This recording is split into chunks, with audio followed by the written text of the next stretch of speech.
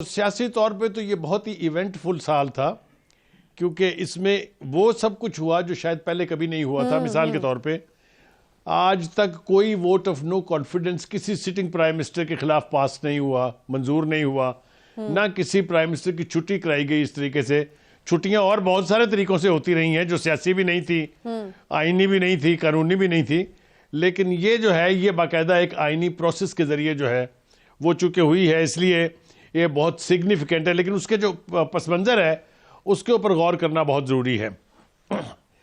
دیکھیے P D M کی تشکیل تو 1 سال پہلے پائی تھی، اور آصف زرداری صاحب اس کے یعنی روح رواں تھے، اور انہوں نے 2 بڑی متحارب پارٹیاں جو پہلے ہوتی تھی، پاکستان پیپلز پارٹی اور پاکستان مسلم لیگ نواز، ان دونوں کو ایک پلیٹ فارم پہ اکٹھا کیا، اور کرٹسی مولانا فضل الرحمان جو جے یو آئی کے چیف تھے، 13 جماعتیں جو ہیں وہ ایک پلیٹ فارم پر اکٹھی ہو گئیں۔ لیکن پچھلے سال کے خاتمے سے پہلے وہ پھر بکھر گئی تھی، لیکن پھر اس سال کے آغاز میں وہ دوبارہ اکٹھی ہوئیں، جس کا نتیجہ یہ نکلا کہ پرائم منسٹر عمران خان کے خلاف ووٹ آف نو کانفیڈنس کی تحریک پیش ہو گئی۔ لیکن اس کے ساتھ ساتھ بہت کچھ ہے جس نے صورتحال کو بگاڑ بھی دیا، اور ایک عجیب و غریب قسم کا منظرنامہ ہمارے سامنے تھا۔ آپ کو یاد ہوگا ہمارے پرائم منسٹر صاحب جو تھے اس وقت کے، انہوں نے ماسکو کا دورہ کیا تھا، جس دورے کے بارے میں یقینی طور پہ امریکن خوش نہیں تھے، کیونکہ وہ ایک ایسے وقت میں ہو رہا تھا جب یوکرین کی جنگ جو ہے اس کا آغاز ہونے والا تھا۔ بلکہ انفیکٹ جب ہمارے پرائم منسٹر وہاں تھے اس سے اگلی صبح یوکرین پہ حملہ کر دیا تھا روس نے۔ تو ان حالات کے پس منظر سے اگر آپ دیکھیں، پھر آپ کو پتہ چلے گا کہ ایک سائفر کا بیانیہ بنایا جناب عمران خان صاحب نے۔ آپ کو یہ یاد ہوگا کہ پی ڈی ایم جب تشکیل پائی تھی 1 سال پہلے، تب بھی ان کا جو ایجنڈا تھا اس میں 2 چیزیں شامل تھیں کہ ہم پارلیمنٹ کے اندر اور باہر ہر ممکن کوشش کریں گے کہ عمران خان صاحب کی پی ٹی آئی حکومت اور عمران خان سے ان کی جان چھوٹ جائے۔ اس کے اندر ایک آپشن یہ بھی تھا کہ ہم ووٹ آف نو کانفیڈنس لے کے آئیں گے، لیکن عمران خان صاحب نے اپنے اس سافر بیانیے سے یہ ثابت کرنے کی کوشش کی گئی کہ پہلے سازش تیار ہوئی امریکہ میں، اور حوالہ تھا وہ جو ہمارے سفیر تھے اسد مجید صاحب، ان کی ملاقات جو وہاں کے ڈپٹی سیکرٹری لیول کے بندے سے ہوئی تھی جس کا نام ڈونلڈ لو تھا۔ مجھے اور میرے ساتھ بہت سارے وہ لوگ جو سمجھتے ہیں کہ ڈپلومیسی اور ڈپلومیٹک ورلڈ کیسے بیہیو کرتی ہے، ان کو یہ سمجھ آ گئی تھی کہ اگر امریکہ نے رجیم چینج کرنی ہوتی تو وہ سفیر کو بلا کے یہ سب کچھ نہیں کہتے کہ وہ اپنی حکومت کو بتا دے کہ امریکہ سازش کر رہا ہے۔ تو یہ ایک بڑا عجیب و غریب قسم کا انہوں نے سائفر کا بیانیہ بنایا، اور 7 مارچ کو غالباً جو انہوں نے پبلک ریلی سے ایڈریس کیا اسلام آباد میں، اس میں وہ جیب سے خط نکال کے لہرایا تھا، اگر آپ کو یاد ہو۔ سائفر کی تفصیل ہم بہت سارے پروگراموں میں اپنے ناظرین کے ساتھ شیئر کر چکے ہیں، لیکن مختصراً میں یہ بتاؤں آپ سے کہ وہ ایک اسیسمنٹ ہوتی ہے جسے سائفر کہتے ہیں، جو کسی بھی ملک میں پاکستان کا سفیر جو ہے وہ اپنی وہاں کے آفیشل سے ملاقات کے بعد کوڈڈ زبان میں بھیجتا ہے، جسے فورن آفس میں بیٹھ کے ڈی کوڈ کیا جاتا ہے۔ وہ ڈی کوڈ جب ہوا تو ہمارے ملک کے جو بڑے ہونہار قسم کے سابقہ وزیر خارجہ ہیں شاہ محمود قریشی صاحب، انہوں نے پھر اپنے دماغ کے لٹو ہلائے، اور وہ بالآخر وہ سائفر کا بیانیہ جو ہے وہ تشکیل پایا، کیونکہ وہ سب کچھ اس میں نہیں تھا سائفر میں جس کو خان صاحب نے بنیاد بنا کے کہا کہ میرے خلاف امریکہ نے سازش تیار کی، اور ان کا خیال یہ تھا کہ یہاں کی جو عسکری قیادت تھی وہ سازش کا حصہ بنی، اور اس کے بعد عدم اعتماد جو ہے ان کے خلاف لایا گیا۔ یہ بیانیہ مکمل طور پر جھوٹ پر مبنی تھا، اس لیے کہ اس دن سے 2 مہینے پہلے خود خان صاحب نے کہا کہ میں انتظار کر رہا ہوں، میرے خلاف لے کے آؤ ووٹ آف نو کانفیڈنس، جو آپ سازشیں کر رہے ہیں جلدی سے لے کے آئیں۔ یاد ہے آپ کو؟ بالکل تو یاد پھر ہے۔ یہ کہنا کہ امریکہ کے اس سائفر کے بعد یہ ووٹ آف نو کانفیڈنٹ لایا گیا، یہ بالکل غلط بات ہے۔ صحیح۔ اچھا بخاری صاحب، یعنی کٹ اینڈ شارٹ ہم یہ کہیں کہ یہ بڑی انہونیوں کا سال رہا ہے، جس طرح کہ آپ نے کہا کہ پہلی دفعہ کسی وزیر اعظم کے خلاف جو ہے وہ تحریک عدم اعتماد کامیاب ہوئی۔ پھر جس طریقے سے خان صاحب نے ایک بیانیہ بنایا سائفر کا، یہ بھی پہلی دفعہ ہی ہوا ہے کہ اس طریقے سے کسی پرائم منسٹر نے آ کے کہا کہ امریکہ نے سازش کر کے میری حکومت کا تخت جو ہے وہ پلٹ دیا ہے۔ اچھا، جب ہم سیاست کی بات کر رہے ہوتے ہیں نا بخاری صاحب، تو پنجاب ہمیشہ سے ہم کہتے ہیں کہ بڑا امپورٹنٹ رہا۔ پنجاب کے لیے ان مائی اوپینین یہ سال کچھ اچھا رہا نہیں۔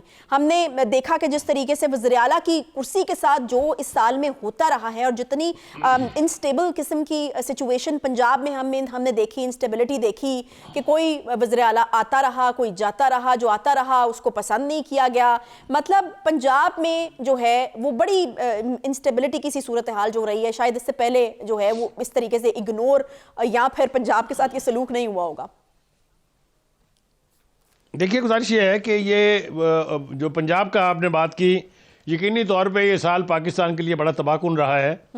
اور اگر آپ کو یاد ہو کہ ایک بات کہی جاتی تھی، وہ جب جادو ٹونے کی بات ہوتی تھی تو اس میں ایک جملہ یہ بھی آتا تھا کہ عمران خان صاحب کو یہ بتایا گیا ہے کہ اگر آپ نے بزدار کو ہٹایا تو آپ بھی وزیر اعظم نہیں رہیں گے. وہ میرے خیال سے کوئی 90-95% تو بات ٹھیک تھی اور ہوا بھی ایسے ہی، بالکل آپ نے ٹھیک کہا. لیکن آپ یہ دیکھیے کہ خان صاحب نے 4 سال تک اپنی ضد کے تحت یا اپنے اس جو کہیں سے ان کو یعنی درفنتنی تو میں نہیں کہوں گا، جو انہیں ایک خیال آیا تھا کہ بزدار کو قائم رکھنا چاہیے تاکہ میری وزارت عظمیٰ قائم رہے، انہوں نے اپنی پارٹی کے اندر تفریق پیدا کی. چونکہ ان کی پارٹی کے جو سٹالورٹس لوگ تھے وہ ان کو آ کے بتاتے تھے کہ ان کی حکومت میں نہ گورننس ہو رہی ہے، کرپشن ریمپٹ ہے. آپ کو یاد ہوگا کہ جو جب الیکشن جیتے تھے 2018 کا، تو بہت سارے سٹالورٹس پی ٹی آئی کے جو ہے وہ امیدوار تھے چیف منسٹر کی پوزیشن کے. شاہ محمود قریشی صاحب امیدوار تھے، علیم خان امیدوار تھے، چودھری پرویز الہی امیدوار تھے، ایز این ایلائی چودھری سرور امیدوار تھے. تو ان سب کو ایک طرف پھینک کے یا ایک طرف کر کے بزدار صاحب کو انہوں نے چیف منسٹر بنایا تھا. یہ میرے خیال میں سب سے بڑا سرپرائز تھا جو ملا تھا ہمیں، بزدار صاحب کی شکل میں کوئی امیجن بھی نہیں کر سکتا کہ بزدار صاحب چیف منسٹر پنجاب آ جائیں گے.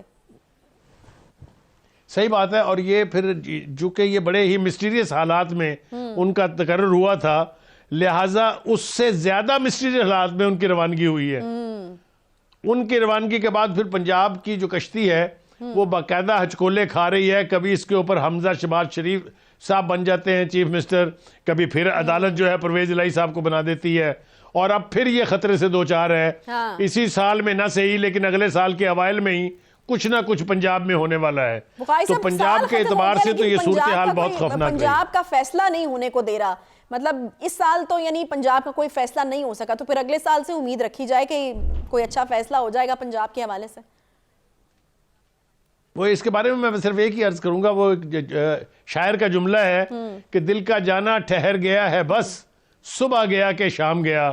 حکومت نے پنجاب کی جانا تو ہے، وہ کل جاتی ہے، اگلے ہفتے جاتی ہے، اس سے اگلے ہفتے جاتی ہے، وہ تو ہم دیکھیں گے. اور ایک اور بات جس کا ذکر بہت ضروری ہے وہ ہے کہ اسی سال نے آڈیو ویڈیو لیکس کا جو سیزن دیکھا ہے، اس نے بھی سیاست کو بھی ہلا کے رکھ دیا، اس نے ایوان اقتدار کو بھی ہلا کے رکھ دیا ہے. یہ بدعت جو ہے یہ شروع کی تھی پی ٹی آئی کے میڈیا ہینڈلرز نے. کوئی اس کے بارے میں ابہام نہیں ہے، کوئی مجھے کنٹرڈکشن کا یعنی خدشہ نہیں ہے. اور اس وقت جب یہ شروع کی گئی تھی تو میں نے یہ کہا تھا کہ یہ جس چیز کا آغاز آپ پاکستان کی سیاست میں کر رہے ہیں، اس کا انجام بہت برا ہوگا اور اس کا نقصان آپ کو بھی اٹھانا پڑے گا. تو آپ نے دیکھا کہ اس سال کے شروع سے اب تک جتنی بھی ویڈیو آڈیو لیکس آئی ہیں وہ پرائم منسٹر کے لیے بھی بہت امبیرسنگ ہے، پی ٹی آئی کے لیے بھی امبیرسنگ ہے، اینڈ اوور آل پاکستان کے معاشرے کے لیے بہت بھی اگر اس کو کہا جائے تو غلط نہیں ہوگا. بھائی صاحب ٹائم کم ہے اور چیزیں بہت زیادہ ہیں. خان صاحب کے اوپر حملہ بھی آخری جملہ عرض کر دوں میں اس پر بھی چاہوں گی کہ آپ بات کریں، اور پھر کچھ اور اہم ایونٹس بھی ہوئے ہیں. دیکھیے گزارش یہ ہے کہ ایک تو یہ آڈیو ویڈیو لیکس کے حوالے سے میں ضرور کہنا چاہوں گا کہ عمران خان صاحب نے کل اور پرسوں اپنے انٹرویوز میں 2 بار یہ بات دہرائی ہے کہ کسی کے قرآن کی آیت ہے اس کے مطابق کسی کے عیبوں پر پردہ ڈالنا چاہیے، اگر اس کو عیاں کیا جائے تو بڑا غیر اسلامی فعل ہے. لیکن انہوں نے یہ فرمانا مناسب نہیں فرمایا کہ ان ویڈیوز کے اندر عیب کرنے والے جو لوگ ہیں ان کے بارے میں بھی اسلام نے کچھ فرمایا ہے کہ نہیں فرمایا ہے. صحیح جی. اور آپ کچھ پوچھ رہی تھی، وہ سوال آپ کا میں سن نہیں پایا. ٹھیک. اچھا، اب استعفوں کا معاملہ بھی اٹکا ہوا ہے جو کہ میرے خیال میں اگلے سال یہ جو مدعا ہے یہ اگلے سال میں بھی ساتھ ہی جائے گا، کیونکہ یہاں پر جو ہے کچھ ہونے میں نہیں آ رہا. آج ایک بڑی ڈیولپمنٹ اس کے حوالے سے ہوئی ہے کہ نام جو ہے وہ آ رہے ہیں، تعداد جو ہے وہ سامنے آ رہی ہے، پھر کہا جا رہا ہے کچھ خواتین بھی ہیں. اس طرح سے بڑی ڈیولپمنٹس جو اس حوالے سے ہو رہی ہیں. تو استعفوں والا معاملہ بھی اگلے سال ہی جائے گا بخاری صاحب؟ استعفوں کی تاریخ بیان کرنا بھی بہت ضروری ہے. اگر آپ کو یاد ہو 2013 کی اسمبلی میں 34 کے قریب پی ٹی آئی کے لوگوں نے استعفے دیے تھے اور اسی طرح سے دبنگ اعلان کیے تھے, اگر آپ کو یاد ہو, on the floor of the house بھی اور باہر میڈیا میں بھی آ کے. اور وہ جو 126 دن کا دھرنا تھا اس کے اندر بھی بیٹھ کے وہ تقریریں کرتے رہے, لیکن 4 مہینے کے بعد انہوں نے جا کے سارے اپنی مراعات بھی لے لی, اپنی تنخواہیں بھی لے لی. کچھ اسی کا ایکشن 2 جو ہے وہ اب ہم استعفوں کے اعتبار سے دیکھ رہے ہیں. دیکھیے اسپیکر کا یہ پریمیسز کہ مجھے آئین کا آرٹیکل 64 یہ کہتا ہے کہ جب تک کوئی ایم این اے آپ کے سامنے حاضر ہو کے آپ کو ہینڈ ریٹن استعفیٰ نہیں دے اور اس کی تصدیق نہ کرے, آپ استعفیٰ قبول نہیں کر سکتے. وہ آئین کا حوالہ دے کے کہہ رہے ہیں کہ میں تو ایک باقاعدہ پروسیس کے تحت استعفے قبول کروں گا. لیکن جو دوسری طرف ہے پی ٹی آئی کی جو وفد ان سے آج ملا ہے, انہوں نے کہا کہ اگر آپ یہ کرائیٹیرین استعمال کرنا چاہتے ہیں تو یہ بتائیے کہ وہ 11 استعفے آپ نے کس کھاتے میں قبول کر لیے تھے.